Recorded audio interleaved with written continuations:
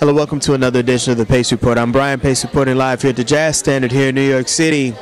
Making a very rare appearance here in the United States, here at the Jazz Standard, is a pan-European trio by the name of Phronesis. And Phronesis has really been doing very well overseas, and they're really making a dent here in the United States. Their latest album, Walking Dark, is on the Edition Records imprint, and what these guys are doing is really paying the great homage to the great jazz trios back in the day, ranging from the Three Sounds to Oscar Peterson to Ray Brown's trio, as well as really bringing a brand new voice to the trio. As you might know, the Bad Plus as well as EST, who hails from Sweden, have been doing very well, but these guys are bringing fresh compositions and a brand new swag to this music. I sat down with all three of the members earlier this afternoon, and we talked about how this pan-European outfit is bringing a rich voice to American audiences here, as well as talk about how these guys really came into the music. So sit back, relax, and enjoy the sounds of the trio sounds of Phronesis, live here at the Jazz Standard here in New York City.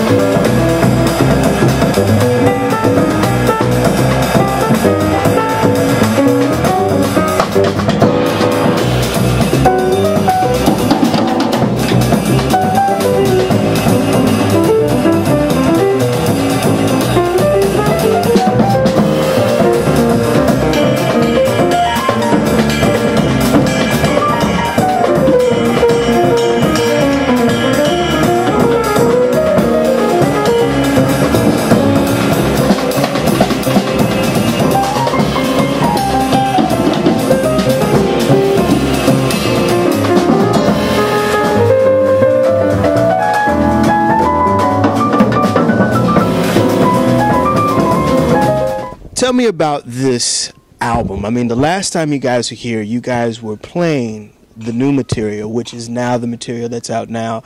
Where are you guys now on your fourth recording? Well, we're just going to do a fifth one in November. So we're still playing material from the fourth album, but what's coming up is that new recording in November. And we've been touring the last year in Australia and here in the US and Canada, ready for that album. Tell me about the response here in North America, because you guys have played Canada, you guys have played New York. What are your fans like here versus overseas? Well, I think they are welcoming us very much, and we've had a good reception, I think, both here in the States and in Canada at all the festivals we've been around to now for the last 2 weeks. Very nice. That's good. You guys are bringing back a very unique element to jazz music. People have the quartet, quintet, but you guys have stayed true to the trio. Tell me about the feel of playing a trio in an American setting, in an American jazz club, where the music originated from. I mean, 3 is the magic number, not for relationship maybe, but definitely for a band in my opinion. And I think some of my favorite jazz recordings are probably piano trios as well. So it's just such a really fast-moving little group, you know. It's very easy and clear to hear everyone, and almost telepathic. What's it called? Yeah, that's it. God. Yeah. So that's and playing here. I mean, playing to an American audience is amazing for us, obviously, because like this music comes from here, and like the audience here is amazing as well. They understand. You know, it's quite common to go into a club in New York and people like clapping in 11 and stuff. It's like you don't get that stuff in Europe, you know. so it's overwhelming in that sense. You guys have won a lot of awards over in your homeland, and America is now really getting a real feel for what you guys are doing. Tell me about the origins of this trio, and moving forward, how do you guys feel, you know, that you guys are relatively young. You're also bringing a very youth and another ambitious drive to the music. Yeah, well, it all started from Jasper's tunes, really. So I think it's really defined by our writing and trying to put our own stamp on the music that we make. If it's Jasper's music or my music or Anton's, we're just bringing our own tunes and not trying to copy anyone else, and do our own thing. And if people like that, that's great. And if they don't, that's great too. You know, I think that this CD, you guys are writing, you're sharing a little bit of the writing and the performing load on this. What's the collaborative effort like when you guys are bringing a new composition to this group? Well, it's often one of us writing we'll bring a piece of sheet music to the other guys, play the head through, and then we actually just turn it upside down together, arrange it, and just try to color it as the group we are. And you know, you being the leader of the group, how easy or how hard is it for you to interpret new music for your bandmates?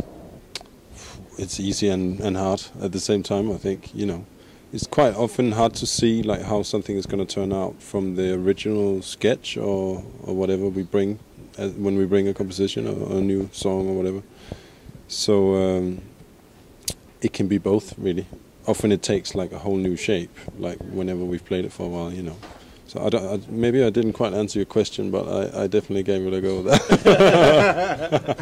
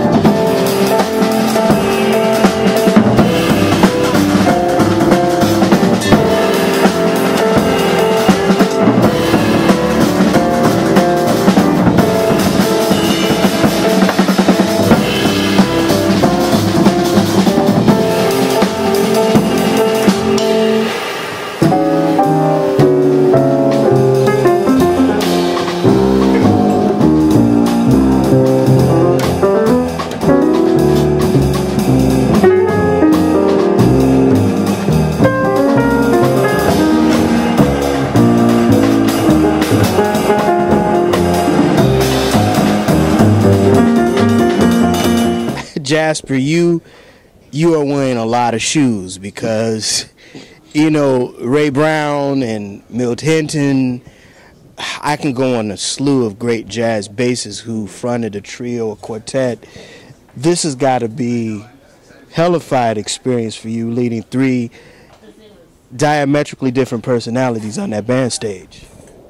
I mean, yeah, I've never really even thought about it like that. I don't think I ever even gave that a thought when we started playing with this band, you know. I actually remember reading like a short interview with John Patitucci, and he was saying the same thing. Why is it taking you so long to do a trio album? Because it's terrifying, you know, that's what he was saying. But I really haven't thought about that, and it's probably a good thing. Because, I don't know, maybe that'll keep you from doing it, you know. But I have a lot of different influences as well, and I didn't grow up with jazz music. It was something I discovered. I was really excited to discover later. And for me, it was like hip-hop and funk and some early stuff. I'm old, you know. So like, I don't know, Tribe Called Quest and Sugar Hill Gang and like some early stuff like that. That was my whole teenagehood, really. And then it turned into more like, I guess, the beat and the kind of groove of all those things took me to funk and bad fusion, and then eventually to good jazz, you know.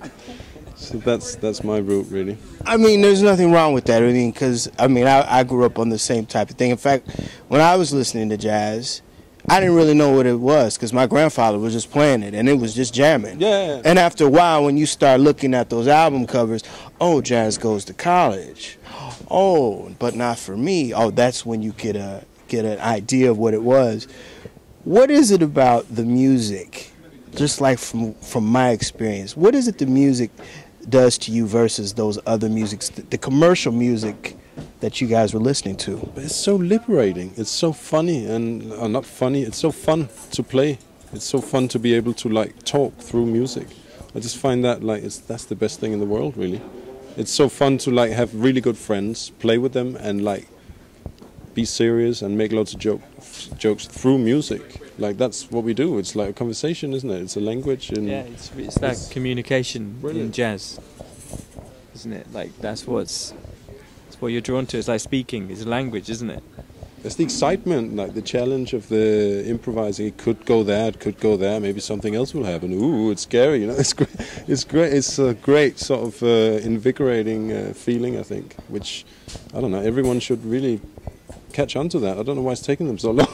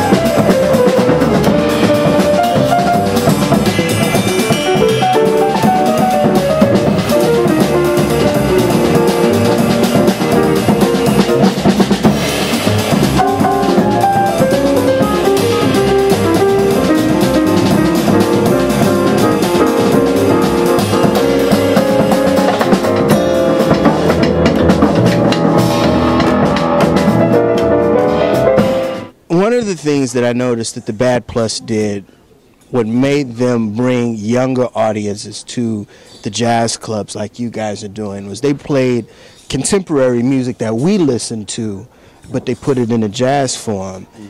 And EST went back to the rudiments of jazz, and Phronesis, I'm thinking, is doing more original compositions. They're doing more of what MJQ used to do back in the 50s. Mm-hmm.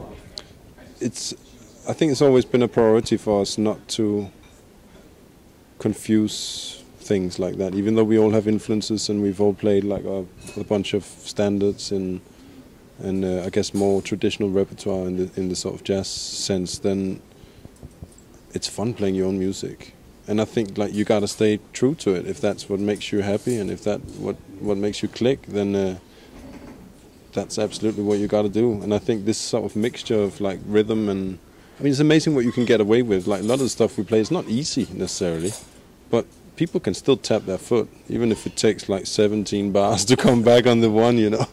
That doesn't really matter. It's very simple in some ways as well, like melodic and rhythmic in that way. So, but that it's always been the most challenging thing for me to do, like the most fun thing to do. Do you think that jazz music over the years has become stale because here in America we have a thing called the American Standard Songbook, and it seems like, you know, one of the biggest quarps I've had with jazz musicians, is that they keep sticking to that. Do you think that jazz needs to get out of that and do more of what you guys are doing? Well, in my opinion, that's what can bring jazz to make a new perception of jazz, because I mean the Great American Songbook, it is great and it's lovely in many ways, but what I find most interesting is to create your own language and your own and work on your own material and develop that. That's what I find. Well, I just don't think it's necessary. I mean, you have to know the standards, you have to know those tunes, because of the way they're constructed and the forms of the music helps you improvise on your own music. But if you think about a musician like Wayne Shorter, I was thinking about it the other day, I can't think of many standards albums that he's on. It's mainly all his compositions, probably in the 60s. I don't know what his audience was like, but of course it took a long time for him to develop his audience and that whole sort of thing, and for people to go and see Wayne Shorter. But in Weather Report, you know, they just played their own tunes, but they were really experimental and they rode the zeitgeist at that time and became really successful. Loads of people went out and saw it. It was quite crazy music, really, quite pushing boundaries, but they weren't doing standards, you know. There's always been bands like that have actually managed to get a big following. They've stuck to their guns. Yeah, what they do best, playing their own music and being themselves. And there's so many people playing this traditional material like really amazingly. I don't even want to. I don't feel personally I have much to contribute in that way, you know. And I have a lot of respect for it as well, really. So like if that was the route, then that would probably be all I was doing, you know. And some people are doing that, and I have all the respect in the world for that. I just think maybe I'm better at other things, so I bow down, let them do that, and try and get on with this thing we're doing, whatever that is. Let's sniff some music. Yeah, he said sniff some jazz music, basically. That'll do it again for another edition of the Pace Report, reporting live here at the Jazz Standard here in New York City. I'd like to personally thank the guys of Phronesis for their time, Anton, Jasper, and Ivo for the hospitality, as well as the staff and management here at the Jazz Standard. As always, please visit my website, www.thepacereport.com, for my weekly column as well as my past segments. Until next time, remember, if it's in the groove, it'll make you move. Till next time, peace.